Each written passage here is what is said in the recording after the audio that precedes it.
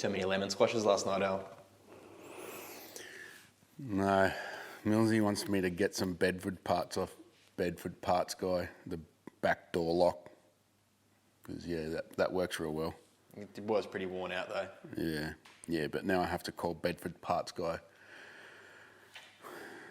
Here goes.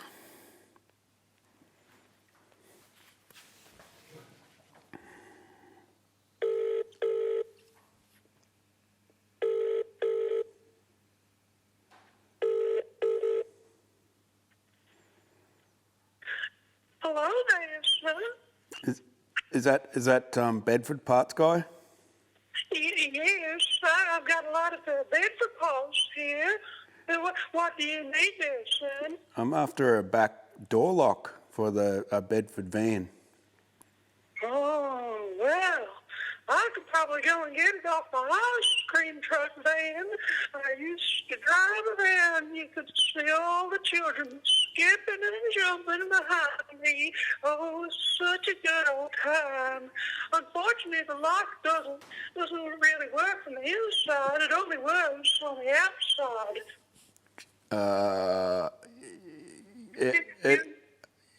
No, never mind. Just God. We'll try another one, eh?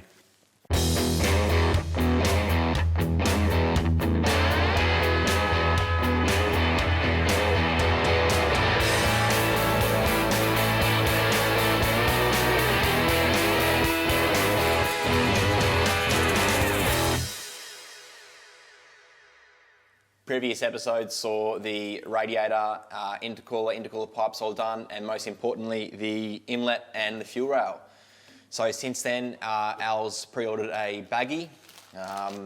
For those of you who have built a car, you know that when you are using AN fittings, it does add up to be very expensive. So today we are going to do the fuel system, plumbing for the turbo, all that kind of stuff.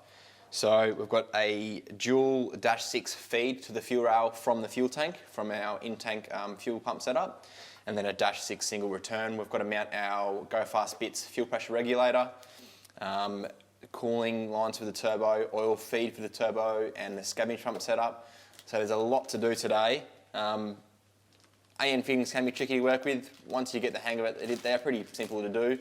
And of course, using quality. You can just use brass fittings, but even when you use brass fittings, it still adds up to be a lot of money anyway. So you're best to spend the extra couple of dollars and get some quality AN fittings.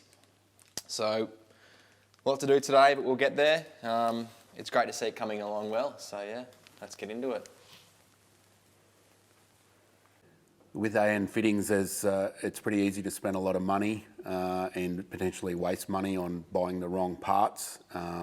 So the first thing you've got to do is sort of make a map of what you're going to use. So I just make a little mud map on a piece of paper and work out what sizes everything is, where I need to go, and then try and map it out in the vehicle which fittings to use. So if you get, there's so many combinations of fittings that you can do it in a lot of different ways, but you can also waste money that you didn't need to if you don't plan it properly.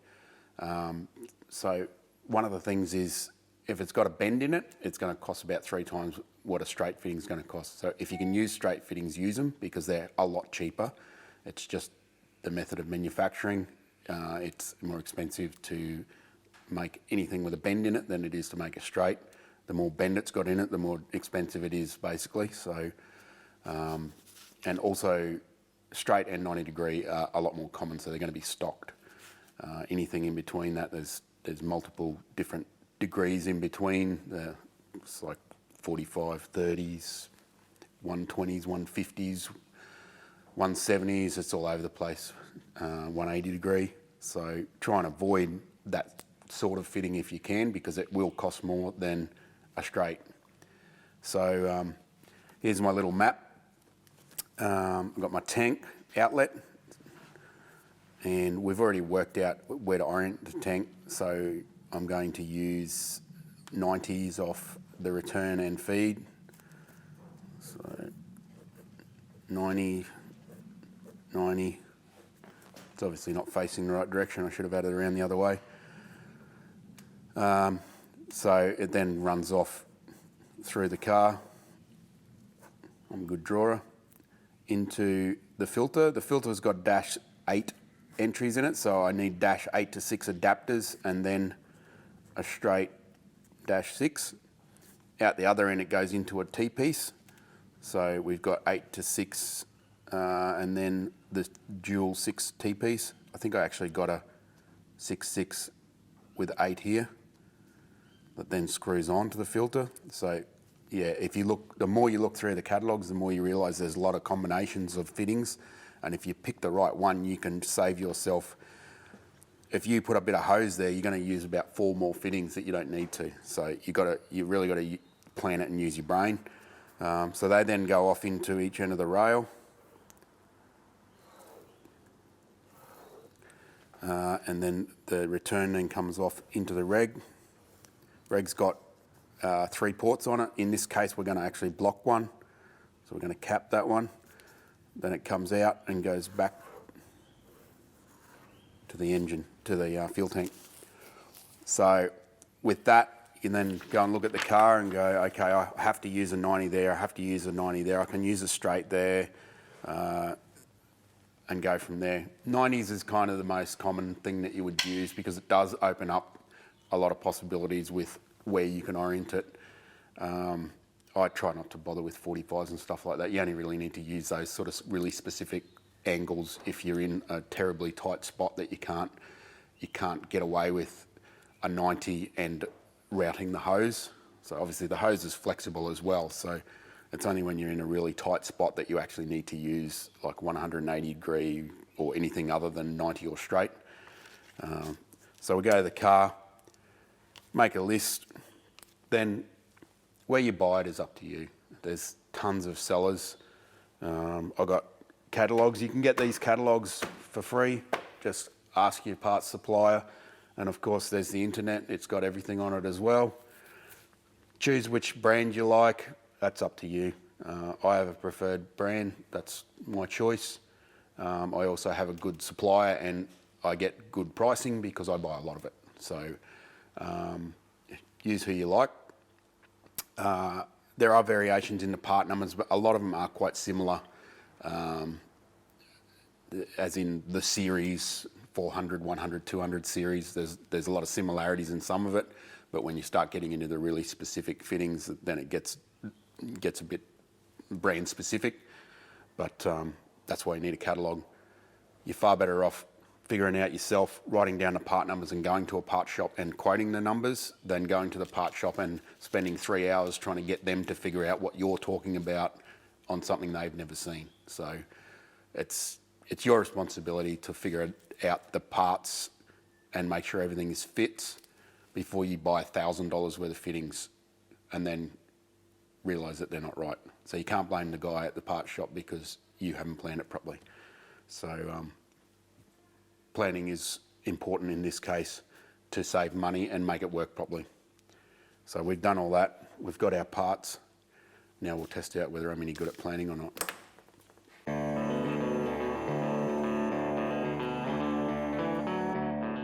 Before the fuel tank goes in, an extension loom to power the in-tank fuel pump is made up.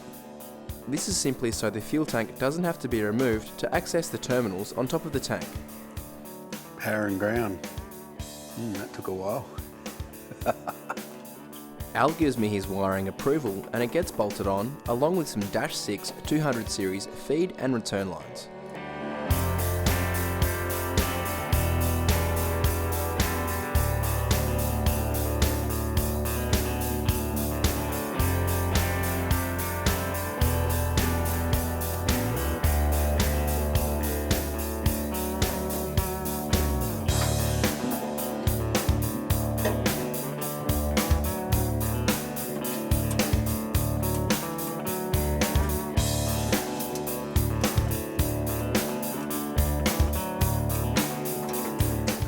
The fuel tank is fitted up, bolted in, and the fuel lines are then run along the floor and secured using some P-clamps along the way.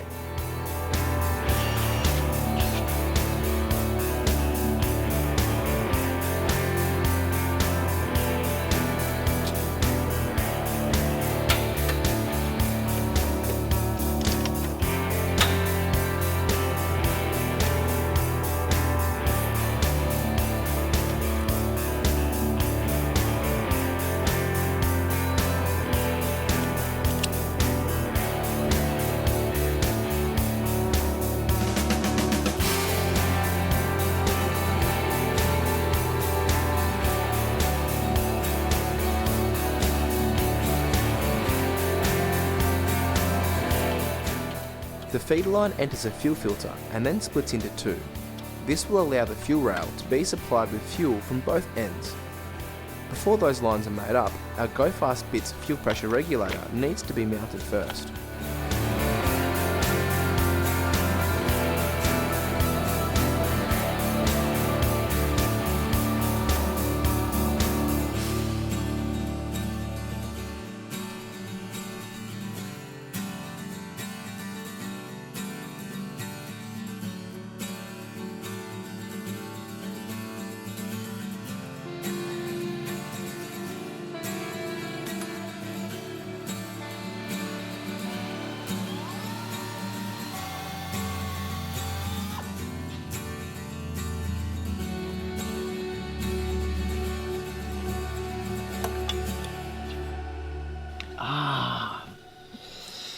You hit your head. Yes, I hit my head and it hurts.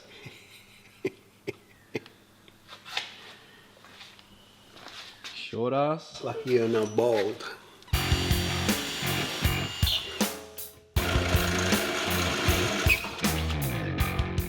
Nutserts are used to mount the fuel filter, the Go Fast Bits fuel pressure regulator, and also our Haltech Flex Fuel sensor. The Flex Fuel sensor is routed in series with the return line after the fuel pressure regulator. This samples the fuel of any ethanol and sends a reading to the ECU.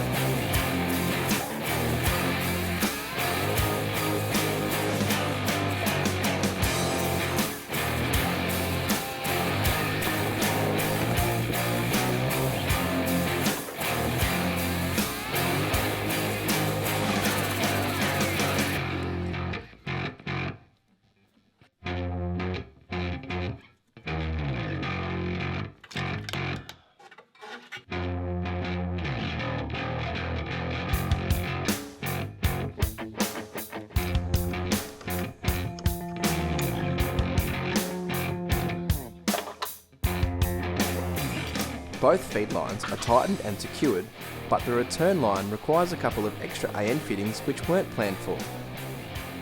While we wait for more fittings, Al and myself pass the time with a lemon squash. Can you please pass me that ladder back so I can get down? Why can't you sleep in there? That's where Az slept. Yeah, but I'm not German. It's good enough for the Germans, it's good enough for you, mate. Just pass me the ladder, please, dude.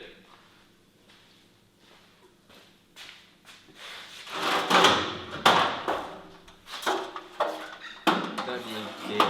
Take it, fool. You wanted it.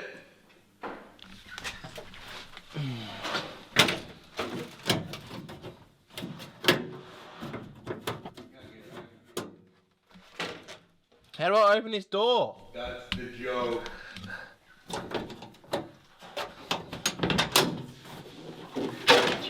Fool. It's gonna open it.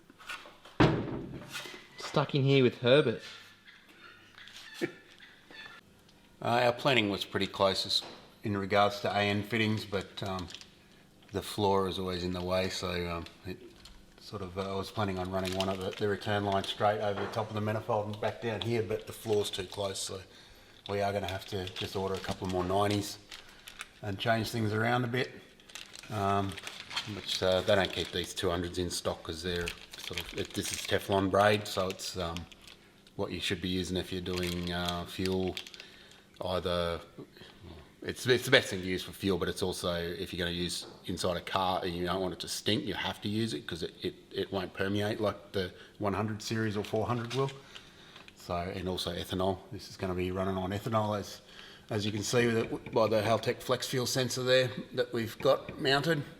So the fuel system route is out of the pump through the filter branches into each end of the rail, back out of the rail into the GFB reg, back out of the reg into the flex fuel sensor to sample the ethanol content, then back into the tank. So it's pretty simple, but there's a lot of fittings involved. So that's just how it is. We're going to move on to plumbing some other stuff now and spend some more money.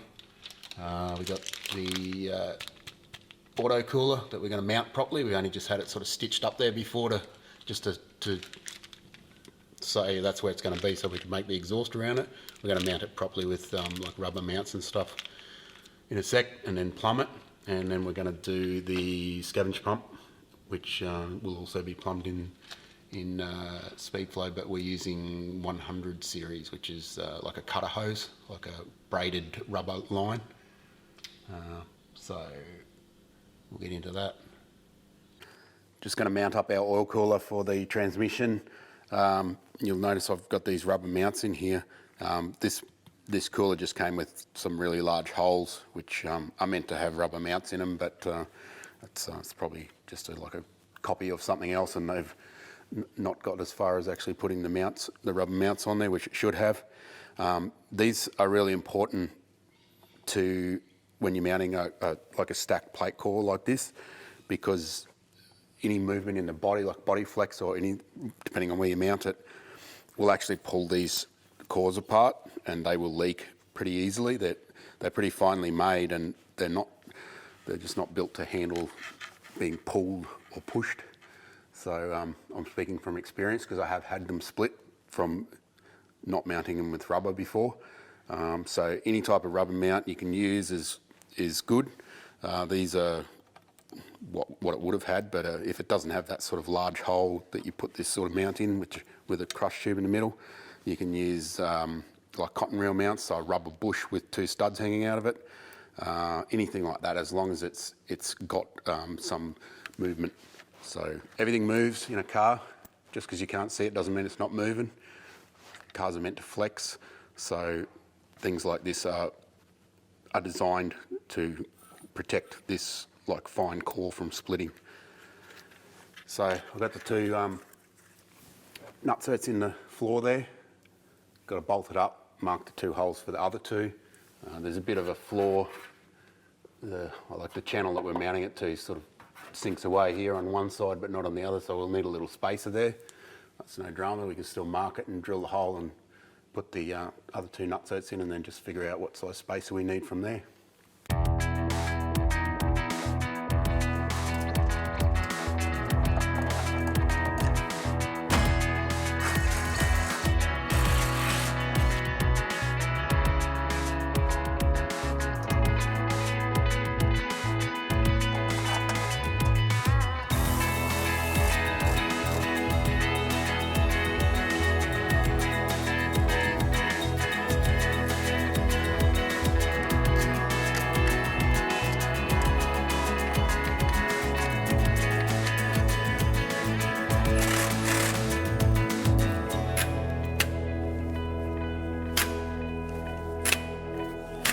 A bit close, Al. It is. I was told that it would be close, and they weren't lying. That's park. Reverse, neutral, D. Stay there. There's still a gap there.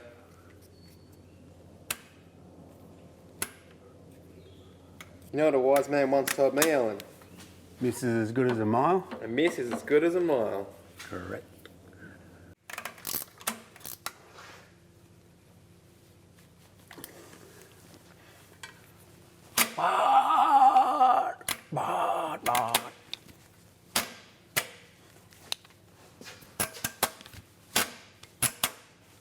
No problem. For this transmission cooler, we're going to use a 100 series hose, which is also known as cutter style, for reasons unknown to me. So it's basically a rubber hose with a steel braid over the top of it, which increases the burst strength of it and also obviously the durability. So to assemble this, you get the nut part, which has got the cutter in it. So it's got some knurls inside there, and you've got to feed it in like this.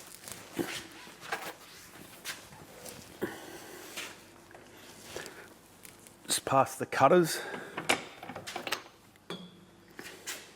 maybe a bit further than that. I can't see. Hang on, I'm gonna go further.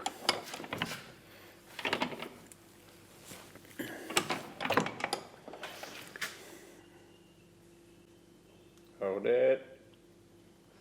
Nice. So you've got to give a bit of lube in there. These aluminium fittings gall up quite easily, so you've got to put lubricant on them. I think the original design for these, when they were AN, Army, Navy, whatever, were steel fittings, which will cast machine. They are much less likely to gall, so you've got to be quite careful with them. Put some lube on them. So you can see this is then going to screw down into this nut that's got the cutter inside it, and the seal happens there and in this taper here. So you've got to push it down in there, it takes quite a bit of effort. That's what these jaws are for. They allow you to clamp the things properly and put a bit of force on them.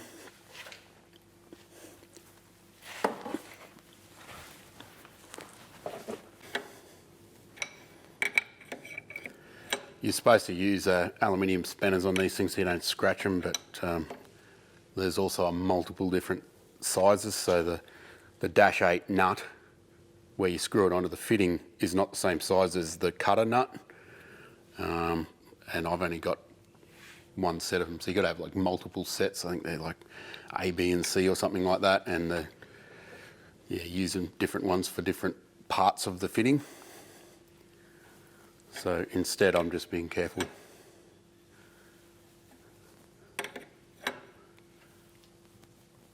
There's quite a bit of force involved there.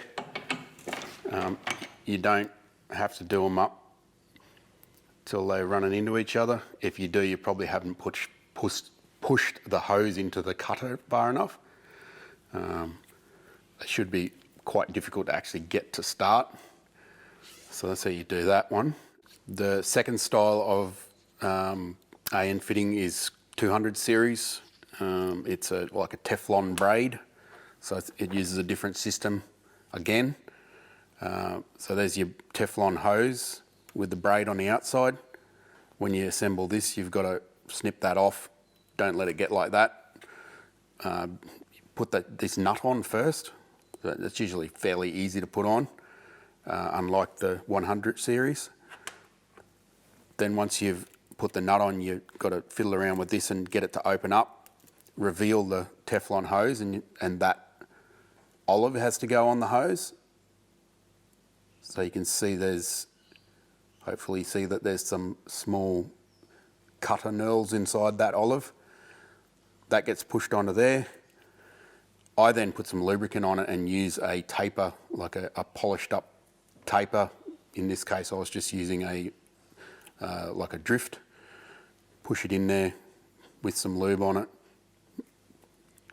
Move it around. That molds the Teflon into the fitting, which allows you to put that on much easier. See, that doesn't have any lead-in taper or anything on it, so it is quite, you've got to be quite accurate about fitting it. That then goes on. Tighten up the nut. You don't need to tighten them up crazy. If it starts making squawky noises and it's too tight, again, aluminium, you have to put lubricant on it or it will gall up and ruin it. The third style is called push lock or 400 series. That's basically more like a conventional type of barbed hose fitting, but these barbs are very aggressive. once you push the hose on there, you're not getting it off ever. You'll have to cut it off. So you normally use this sort of Aeroquip style hose on that, although there are other types of hose you can use. This is the one I prefer. It's pretty durable, and it can be bent quite well. It's got sort of a wrap of sort of a fibered wrap around it. Allows you to, it's quite malleable, and it doesn't kink very easily. That's obviously not the right size for that, but these are quite difficult to get on. You usually use, I use car wash to lubricate it. That works the best. It's basically, that's the advised way to do it. They say dishwashing liquid, but I use car wash because that's lying around. Not that I use it for anything else because I don't like washing cars. So yeah, you've got to lubricate it up, and it takes a lot of effort to get it on there because it will never come off again. You have to cut it off. So once it's on there, it's on there. If you want to reuse that fitting, you've got to cut the hose off to reuse it again. So these are all rated to very high pressures. They just have their uses in different applications. This is probably the most commonly used one. This is good for fuel and also for high pressure oil, as in to the turbo or whatever, where it's around heat, very heat resistant. This is sort of your general purpose. This is maybe your lower end breathers, that sort of thing. Oil drains you can use this on if there's no heat in the vicinity. So they all get their uses. And yes, they're the most common three. There are others that they have that are used, like hydraulic crimping and stuff like that you can use in motorsport purposes and that sort of thing. So, but this is the sort of stuff that's easy for any guy to go down the shop, buy it, assemble it yourself. It makes it easy to get things done yourself without having to call in specialist hose guys. You can even make power steering high pressure lines with speed flow stuff, which is great. So you can get away with making your own gear. You don't have to get some guy to come in and charge you $500 to make a simple hose. You can just do it yourself. So good skill to have, work out how to do it. It's not easy at first. Once you've done it a few times, you'll work out the techniques. You can see how quickly I can make stuff like this. That's just practice. So you just got to buy it, get into it, do it, and don't complain about the price, because you get what you pay for. Let's go test fit this one.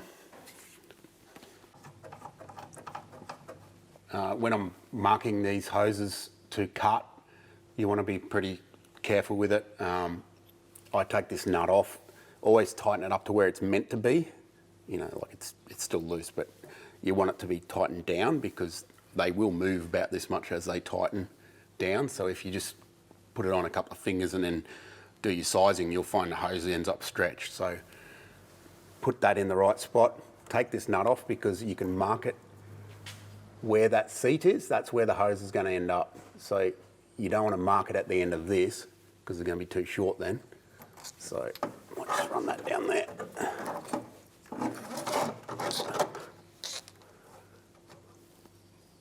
So you're going to leave a bit of movement. That's the whole idea of a hose. Otherwise everything would be made out of solid.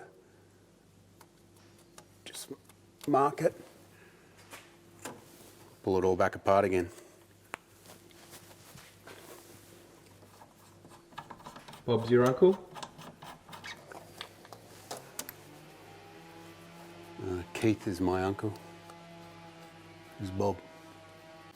Cutting this 100 series hose is kind of difficult because if you do it wrong, the braid will go and flare out and you won't be able to get the nut on.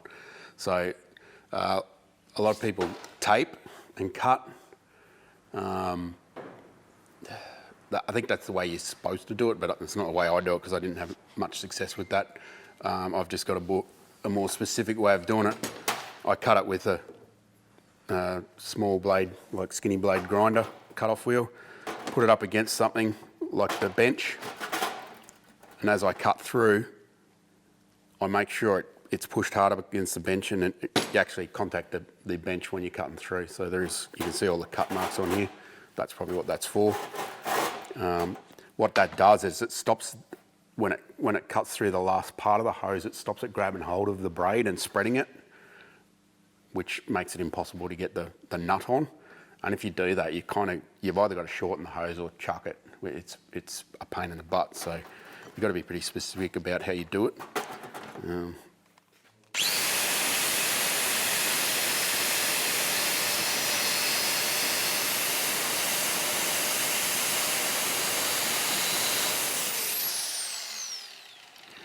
Don't be forceful with it. Just let the grinder do its work and it won't upset this outside braid. So again, screw it in. More. So that's about where you want it. Not quite to the thread.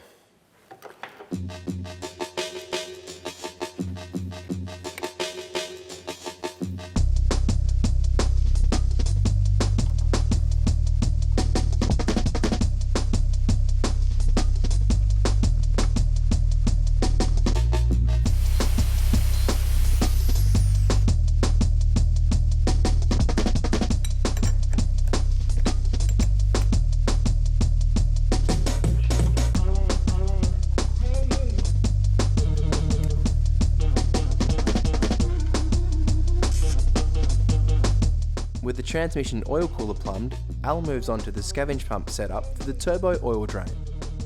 The Scavenge pump will suck oil from the Toyota turbo sump and returns it back into the standard drain hole in the side of the Barra sump via some -6 100 series hose.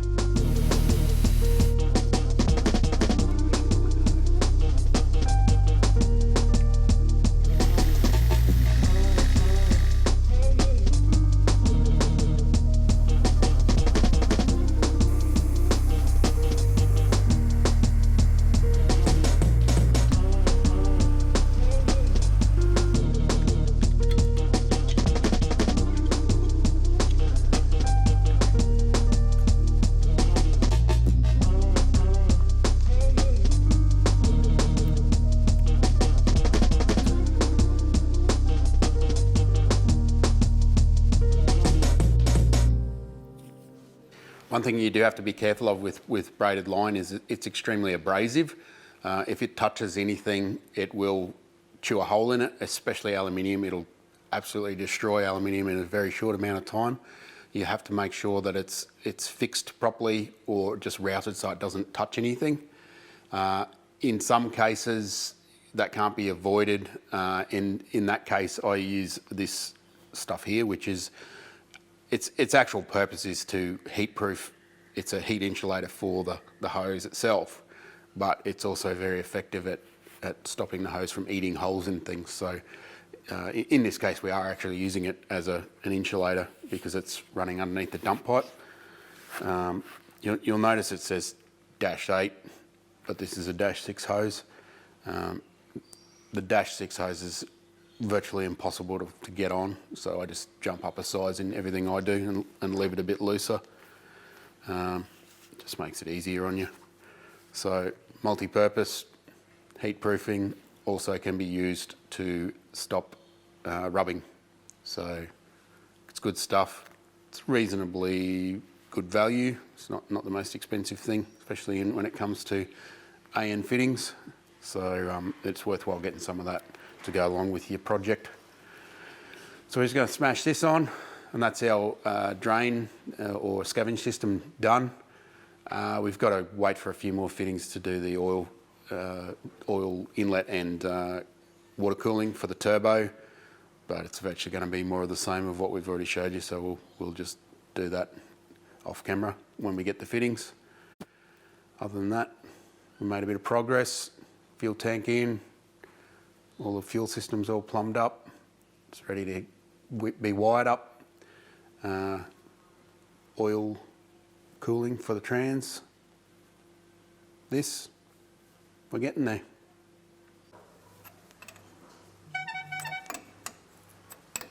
Dude, phone's on silent, man. Yeah. I'm shooting, don't answer it, man. God. It's Millsy.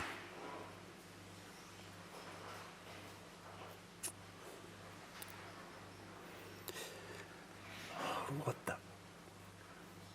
He reckons he's got a buyer for the van in the UK.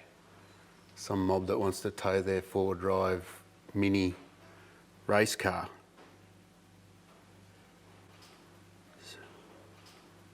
Customers. Oh. Thanks for watching. Not you, Millsy.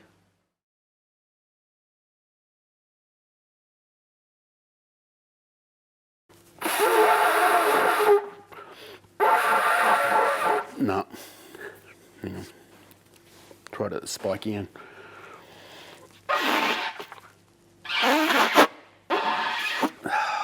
Bro, why you do this to me?